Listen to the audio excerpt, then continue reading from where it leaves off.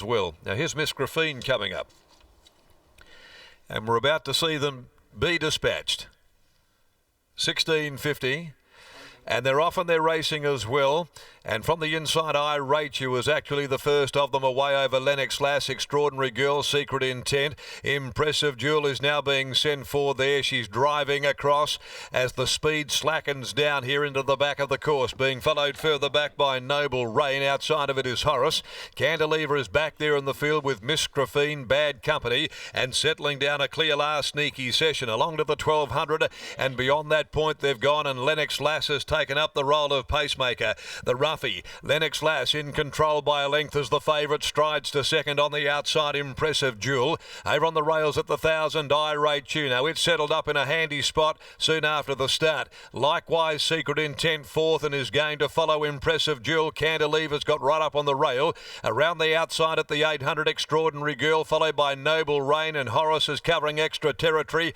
Back near the inside is Miss Graphene, followed by Bad Company, and the tail ender Sneaky Session would be spotting the leader. A good 8 lengths coming up to the home corner, 550 to go. And it's Lennox Lass who leads the way. Now about to be joined by Impressive Jewel, given its cue here by Faithful. Impressive Jewel, as they approach the home corner, goes for home and kicks a length and a half to Lennox Lass. Secret Intent is in pursuit, and so's Cantilever, and I Rate You cutting the corner. Noble Rain further back with Extraordinary Girl. Impressive Jewel at the 275 from Cantilever, who got to second. Secret Intent battling away behind them. Faithful, though, keeps the favourite going. It's still Impressive Jewel. A length and a half to Cantilever, trying, but the post is coming, and she'll be too good for them, Impressive Jewel. Impressive Jewel beat Cantilever. Third, Secret Intent from Miss Graphene. Noble Rain, followed further back, Bad Company. Next home, Sneaky Session. I Rate You dropped right out from the home corner. Extraordinary Girl's well back there with Horace, and toward the tail end on pulling up is Lennox Lass. Impressive Jewel, she just got into odds on at the conclusion of betting, and she has delivered the right result. And the sire Playing God goes back to back. Stamping Country God race 2, and also this filly, Tash Faithful aboard for Ash Maley. Tash getting back on board this afternoon after riding her to placings at Northam and Pinjarra back there in June. She went to a higher grade, this filly, in the Guineas and the Belmont Oaks, where she run fourth, and she was back to a nice maiden today and opens up her winning account. Out of Royale Harvest, and she was certainly a fit filly, dropping back to the 16.50 and beautifully placed by Ash Maley.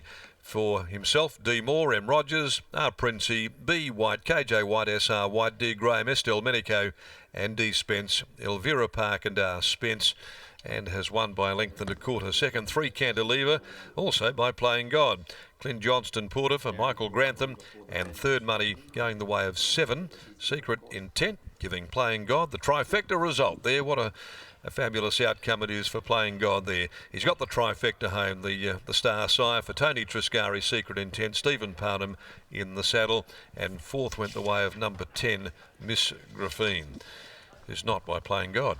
6, 3, 7 and 10, 1 and a quarter, 1 and a half in 1:43.80 there. The run recorded by Impressive Jewel. Nice to see her get on the board this afternoon. She's been very consistent this campaign. Race 4, the Glenroy Chaff Handicap over 1,000 metres, will come your way at 1:39 this afternoon. There are no changes as Lockie joins us once again, and a siring trifecta for our own Super Siren WA, Playing God. Thanks, Darren, and a race-to-race double for our superstar stallion as Ash Maley joins me once again. Ash, congratulations on the win, just exactly as yourself and Tash drew up pre-race. It played out exactly to plan.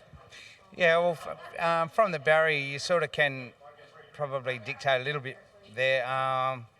But yeah, it's a really good filly. So it won like I hoped it should do, and Tash rode it perfect. You know, like, I mean, that's where we had to go from the gate, and you know, like, it made the pace genuine. So you know, dropping back from the 2200 back to the mile obviously wasn't a big concern for her, and she ran it out really well. Coming back from the 2000 of the Belmont Oaks, were you happy to see Tash put the filly into the race at the 500 metre mark, where she really put a space on her rivals?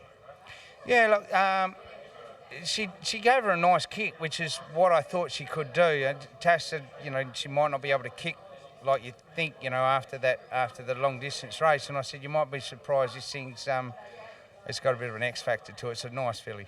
5 runs for the preparation now. Where to next for her? Is she looking for the paddock at all? No, she doesn't appear to. But we've got to work out where we go with it to bring her back into the carnival. A nice problem to have regardless. Well done here. Thanks very much. There's Ash Maley after the win of Impressive Jewel.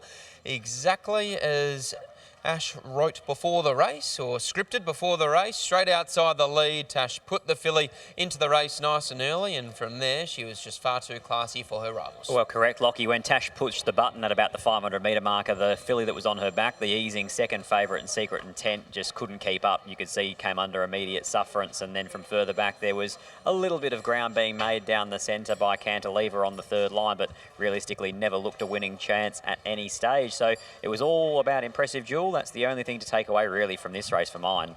And Tash Faithful, she continues her wonderful form in the saddle in recent weeks and months. She's certainly been a jockey in form for a long period of time now, and is now making the most of a number of wonderful opportunities here in the metro area. Tash will just weigh in with head steward Brad Lewis, and then here she is catching up with Scotty. And we'll talk about this filly and the future that she's got and where Tash thinks that her best distance range is, because obviously Tash, she's had a pretty trying preparation, this filly, having gone to the mile of the Belmont Guineas and then the 2000 of the Oaks.